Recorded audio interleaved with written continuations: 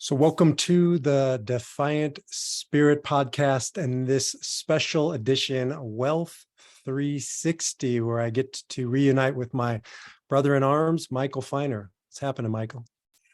Not too much. Thanks for having me, B. Pleasure to get this going again. We've kind of taken a little bit of a hiatus over the past few months. I know we had a busy summer since our last podcast together, and why don't you give us a kind of an update of what's going on and where we're headed with this podcast? Yeah, well, we had a hiatus, but I will say that you haven't had a hiatus because during this entire summer, you've been killing yourself putting together this Wealth 360 Enneagram synthesis algorithm product that I think is quite amazing. Excited to discuss a little bit. Well, thank you. Yeah, I've been working very hard over the summer with my friend Michael Feiner's guidance. We've been partnering, Michael, if you don't know, and if you haven't listened to our previous podcast, which we were calling Money and Soul, we're in a work in progress right now, thinking about really focusing on Wealth 360, a holistic approach to wealth, or this idea of, we were just playing with it, both sides of the coin, right? That there's the obvious side of our coin, of our bank, of our finances, which is to do what money, at least the face value is supposed to do, pay for things, but it has to be more than that. It has to be deeper. Michael, you work with people all day, every day in finance, and I imagine, and then I'll go back to what I've been doing over the summer, but I imagine a good percentage of your time isn't just about the dollars and cents. So true. Over the last probably 20, 25 years, things have certainly transitioned where, like you said, the obvious side of the coin, heads, was taxes, it was rates of return, very specific tasks. And now over time, that's become more holistic, where people are more oriented toward their why, toward their goals, towards figuring everything out, how to integrate finances with their life efforts.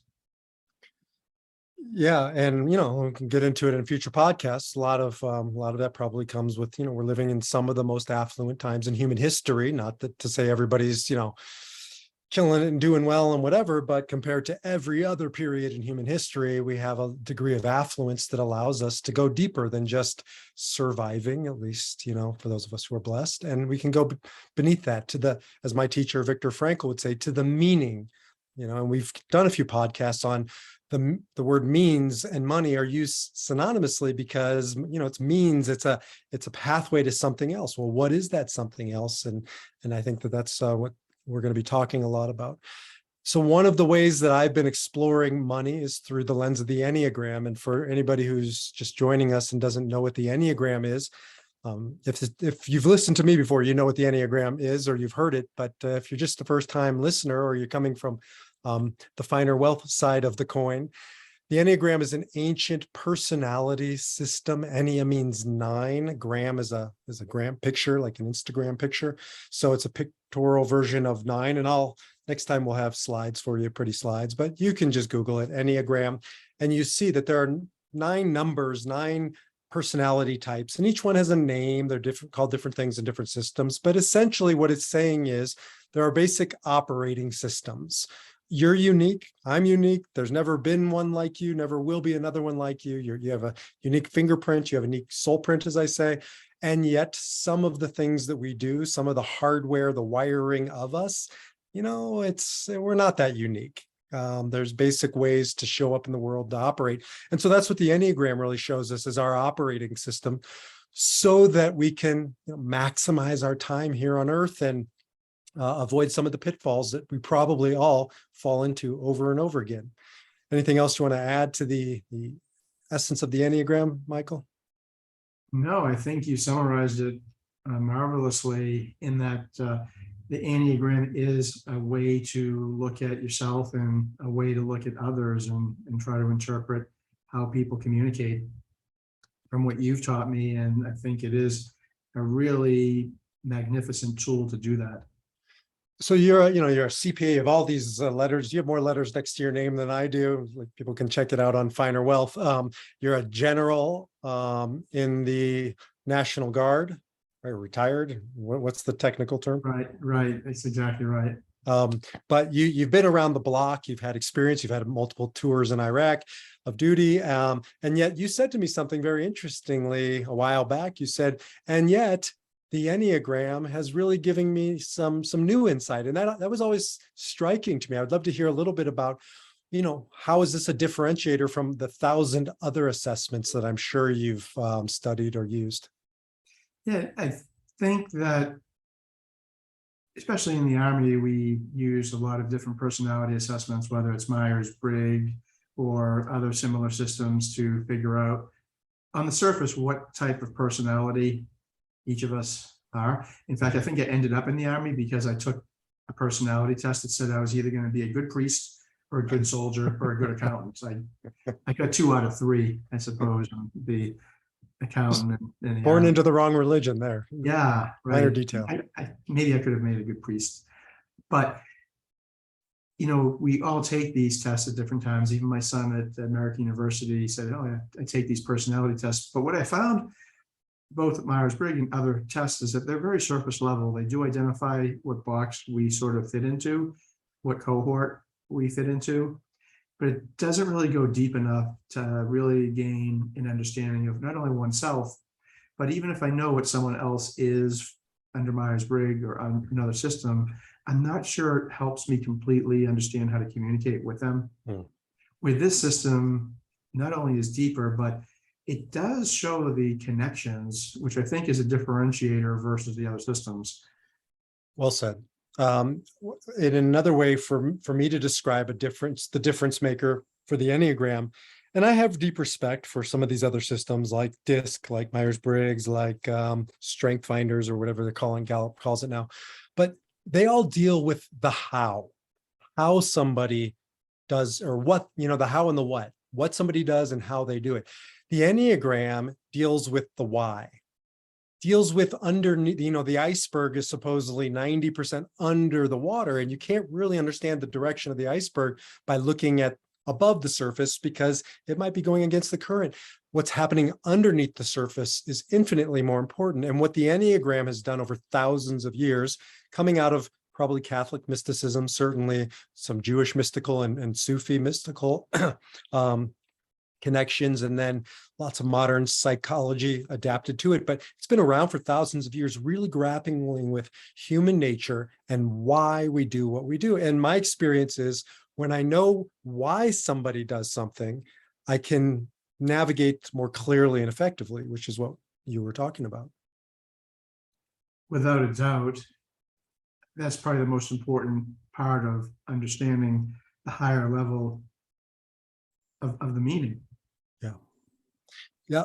So this intention, this motivation. And so for the past 6 months now at this point, I've been really immersed trying to create a system, excuse me, that I can utilize with both my clients, but also now my partners like Michael, who we can use this in a way to help people understand their intentions. And it can be around your finances. It can be around your marriage. It can be around parenting. It can be around, you name it. It's infinite applications, but understanding the why, because my teacher, Viktor Frankl, who lived through the Holocaust and afterwards, re-quoting Nietzsche, but I really think he lived it out beautifully. And he said, he who has a why to live for can endure anyhow.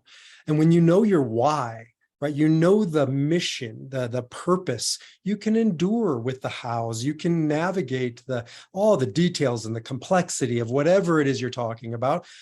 But Michael, I'm a client as well as a partner of yours, and we talk a lot about the why behind my money.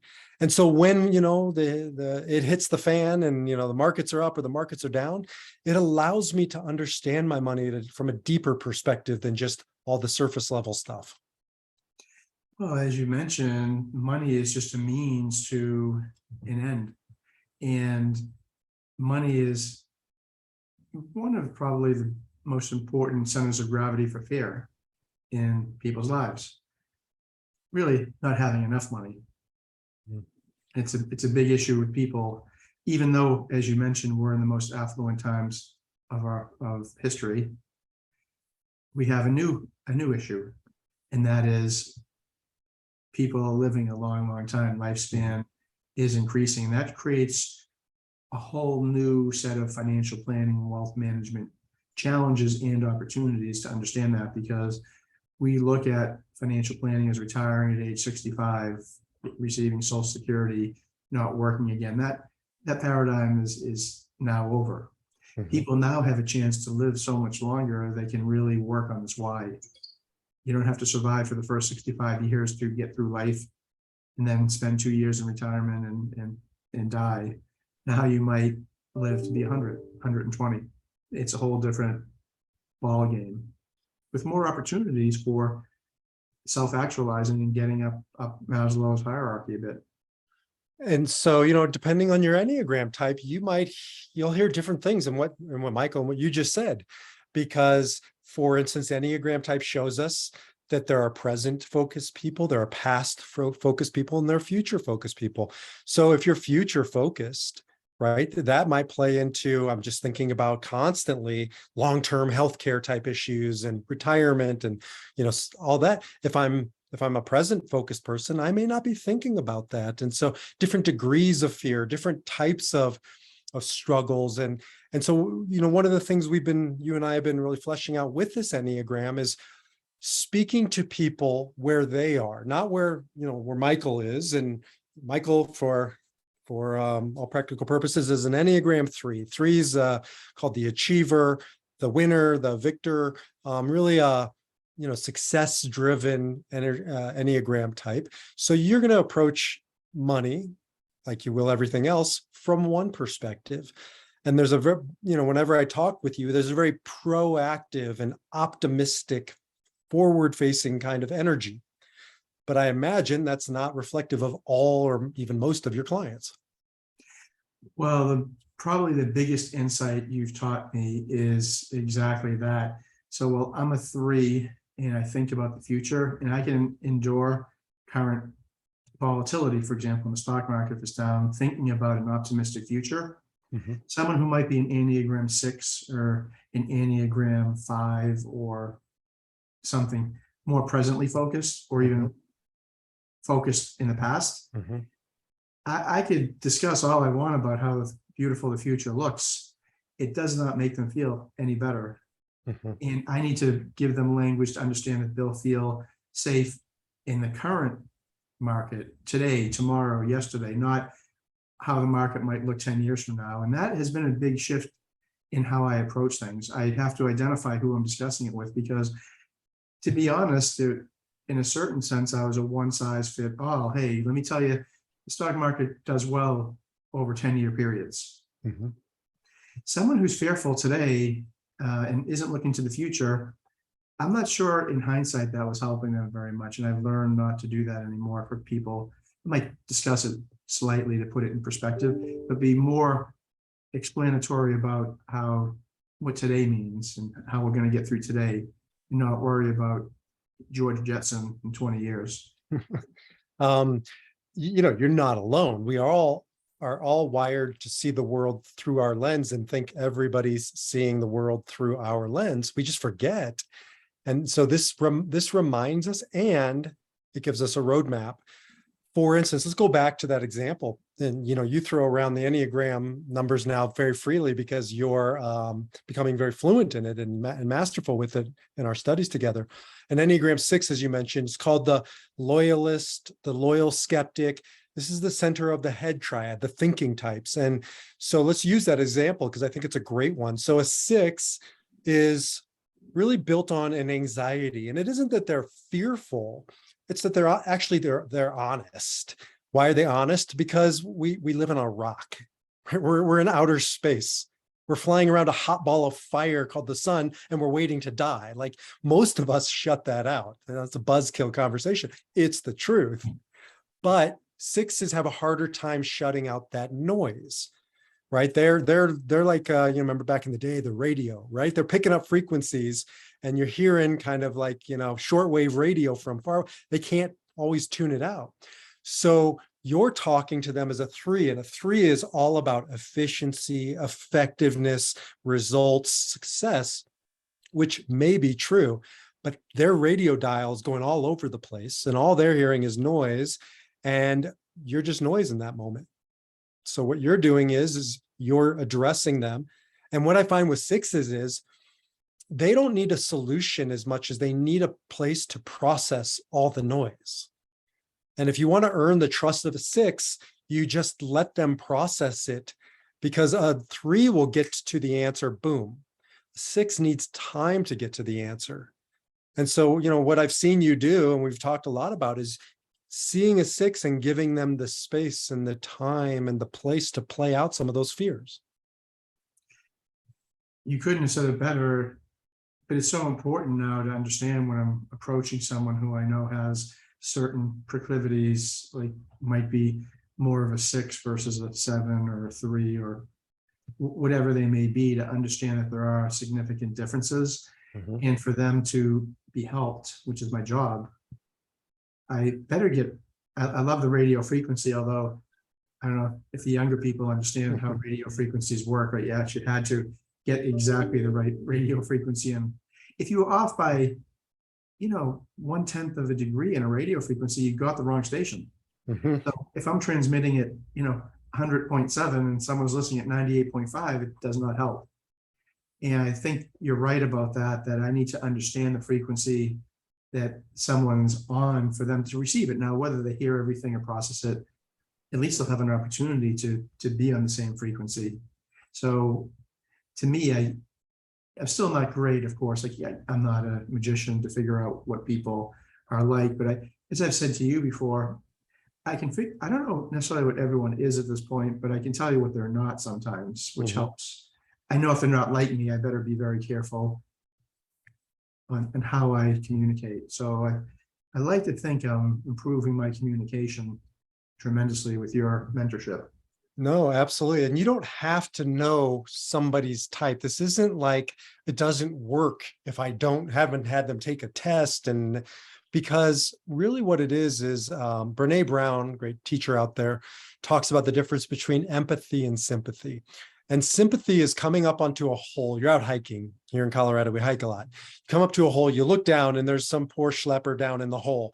And you say, oh, I'm so sorry you're down in that hole. My heart breaks for you. Is there anything I can do for you? And that's sympathy. And that's a starting point. Empathy is coming up to that hole, looking down, seeing that poor schlepper, jumping in and saying, let's figure our way out together, right? I don't necessarily know. I don't understand what you're feeling in this hole, but I'm not going anywhere.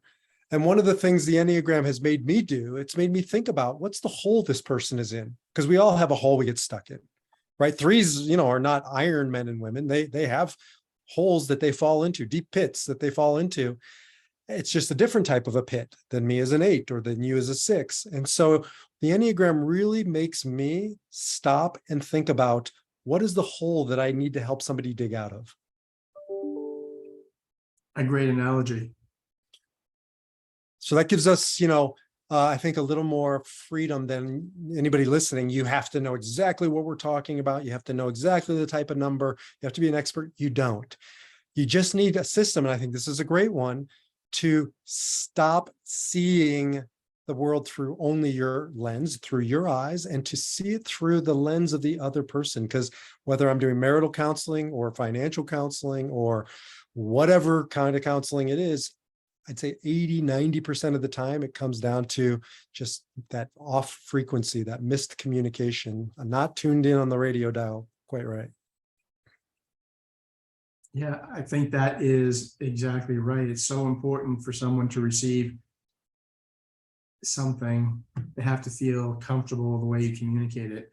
And they'll turn off quickly if you're not doing it in a way that they like to receive it. They may sit there, but if they don't receive it, it doesn't help anyone. And to the extent that you can fine tune and understand how people basically process their information and the communication, and not really transpose what we have onto them, which is what I'm trying not to do, the way I approach it, the way they're going to analyze it. Well, I work with people, one-on-one, oftentimes in executive coaching and logotherapy, meaning-centered therapy. And I've sent quite a few clients over to you. and now they're working with you because they said, when they heard our podcast, and they said, I would like to have this kind of feeling of being seen, right? Be seen for who I am. And so, when they come over to you now, there's this like connection that they have, and they've reported back to me that they really feel seen and heard in a different light. And it's not about money, because it doesn't matter what the product we're talking about, what the widget is, what the vehicle. This just happens to be money. I just happen to be dealing in counseling. You can talk, doctors can utilize this, and lawyers, and it doesn't matter your profession. It's about seeing the other person across the table from you. I mean, but truly seeing them, not some version of them or the way, you see yourself. And that's what we're talking about. Well, as you know, I was stunned. I sent you over that little article. Forget if it was in the Wall Street Journal or some, it was someone reputable. It wasn't just a Facebook meme or something, that talked about what people were looking for in their advisors, I think financial advisors in general. When I started reading the article, I assumed that the number one thing was going to be rates of return, investment rates of return, or skill related to financial planning or estate planning, etc.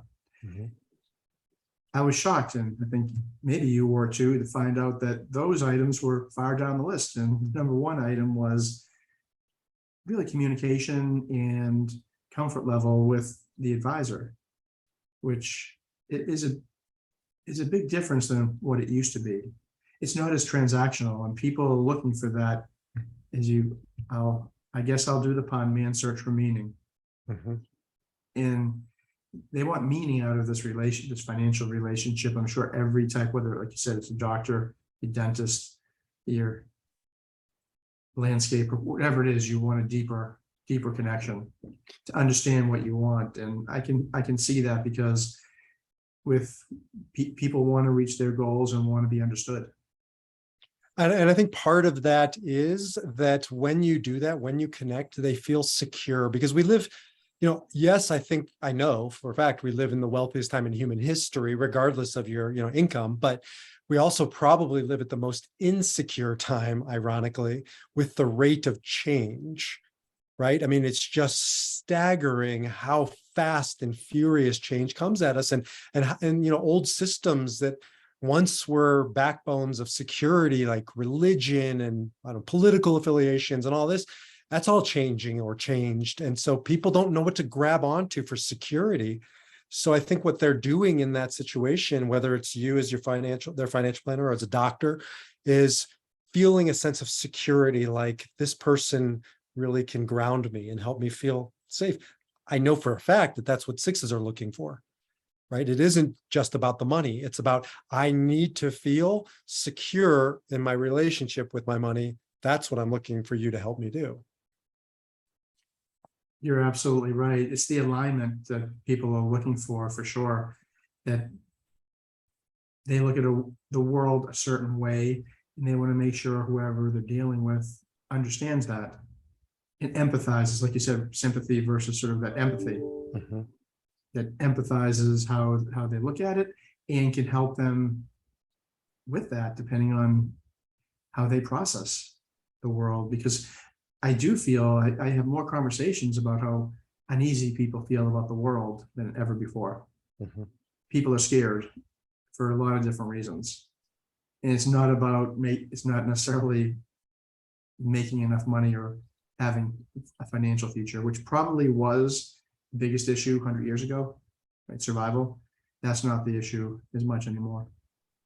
And so that's what is so amazing about what you're doing, because it makes sense for me to be using the Enneagram. I'm doing therapy and executive coaching, but for you to do it from the financial industry, to say, I want to understand my clients at a deeper level than just the numbers on the screen, than just dollars and cents, I really think is remarkable. And I'm just excited to be exploring this area, because it's blue ocean. There ain't a lot of financial conversations that are really revolving around the Enneagram, or deeper insights into the humanity of the person and the meaning they're looking for in that money.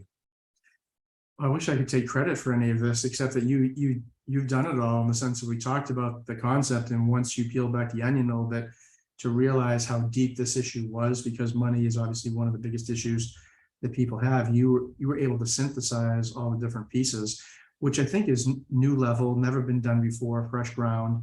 And that is the blue ocean strategy that's so important here. There's lots of Enneagram tests, there's lots of first level things on finance, and people have talked some basic things. And some of this is common sense, let's face it, right?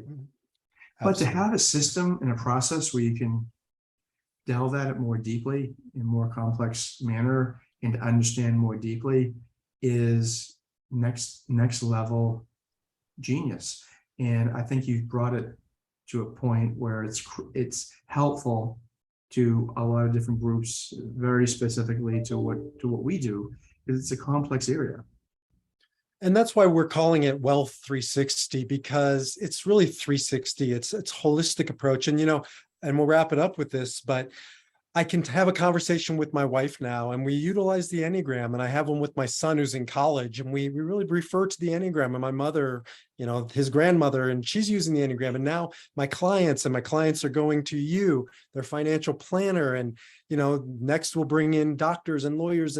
And so now we have this kind of thread that it's a system we all understand. It's a shared language. It helps us accelerate the process. It helps us feel understood and be understood. And I really just think we're at the tip of the iceberg for some really important conversations and experiences that the Enneagram is going to be at the center of. For sure, like you said, it is an incredible tool to bring to team communication conversation, to understand, hey, you're an 8, I'm a 3, he's a 9, you're a 2. All right, let's talk about, we're all different, but now we all instantly understand some of what that difference means.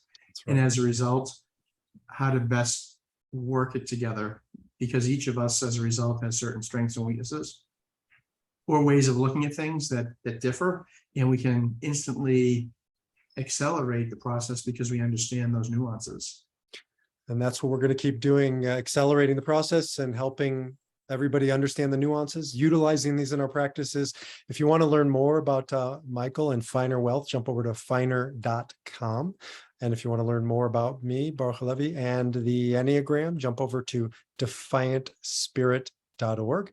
And stay tuned, because we're going to be having a lot more of these conversations and offering many more opportunities to engage in the Enneagram. So I think that pretty much wraps it up, huh, my friend? You are the master for a reason of all this, the creator of Wealth 360 and Defiant Spirit. So look forward to doing this next week. Well, you are my partner, and we'll continue to explore both sides of this coin. So until the next time, take care. Okay.